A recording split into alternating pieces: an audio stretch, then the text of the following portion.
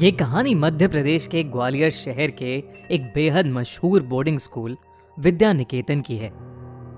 उस स्कूल का डिसिप्लिन और पढ़ाई जितनी फेमस थी, उतनी ही फेमस थी उस स्कूल हॉस्टल की भूतिया स्टोरीज।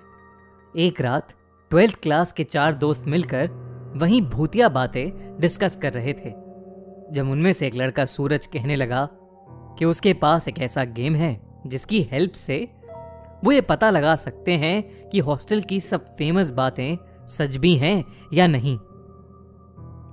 सब वो गेम खेलने के लिए तैयार हो गए, मगर रवि उस वक्त किसी भी बात पर ध्यान नहीं दे रहा था, क्योंकि वो अपने फोन पर विंजो ऐप पर लूडो खेल रहा था और पैसे कमा रहा था। सूरज ने रवि के हाथ से फोन छीना और उसे भी वो भूतिया गेम खेलने बिठा दिया। वो गेम था चार्ली चार्ली। लोग कहते हैं कि चार्ली चार्ली गेम एक ऐसा गेम है जिससे आत्माओं से बातें करी जा सकती हैं। इनफैक्ट उनकी माने तो ये गेम इतना खतरनाक है कि कई लोग इसकी वजह से पागल भी हो चुके हैं और कुछ लोगों की तो जान भी जा चुकी है। सूरज ने सबको एक सर्कल में बिठाया और बीच में एक पेपर पर यस नो नो यस लिखकर उस पर 2 पेंसिल्स रख दी।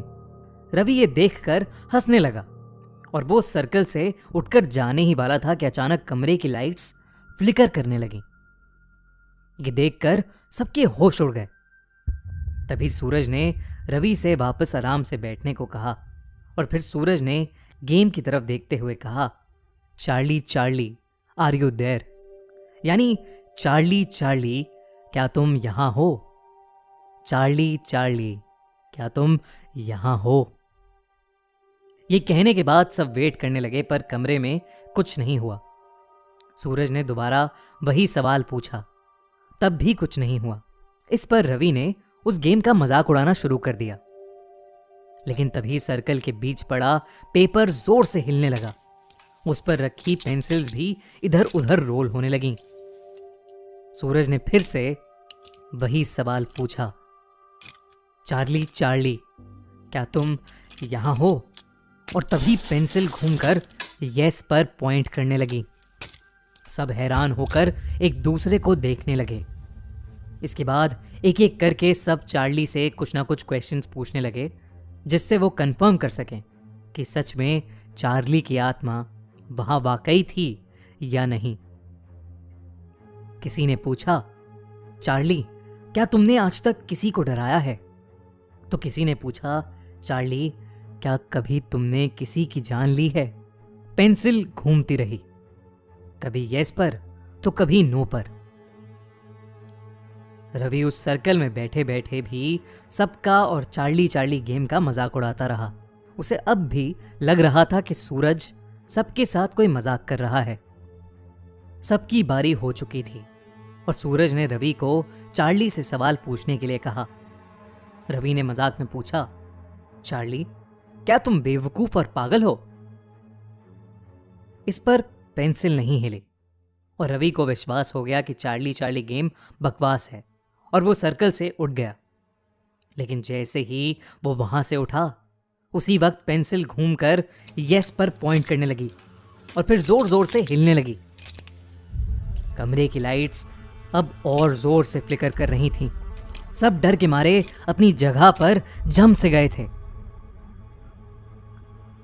तभी अचानक से लाइट चली गई और पूरे कमरे में अंधेरा हो गया। उस अंधेरे में उन दोनों लड़कों को बस 2 चमकती लाल आंखें दिख रही थीं, जिसे देखकर वो बुरी तरह डर गए थे।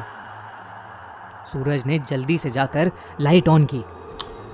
तभी सबकी नजर रवि पे गई और सभी ने जो देखा वो देखकर सबके पैरों तले जमीन खिसक गई। रवि का चेहरा अचानक नीला पड़ गया था। धीरे धीरे वो वहीं खड़ा खड़ा कांपने लगा। उसकी आंखें सफेद हो गई थीं और वो एक अजीब सी आवाज में चिल्लाने लगा, जैसे कोई उसका गला घोट रहा हो।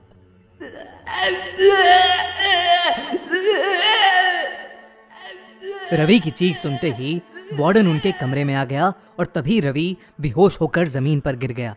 हॉस्टल का स्टाफ जल्दी से रवि को लेकर हॉस्पिटल पहुंचा, पर डॉक्टर समझ ही नहीं पा रहा था कि रवि ऐसे अचानक बेहोश कैसे हो गया। फॉर्चुनेटली रवि को 2 दिन बाद होश आ गया, लेकिन उसे कुछ याद नहीं था, ना ही किसी का गला घोटना, ना ही बेहोश होना, और ना ही चार्ली चार्ली गेम खेलना।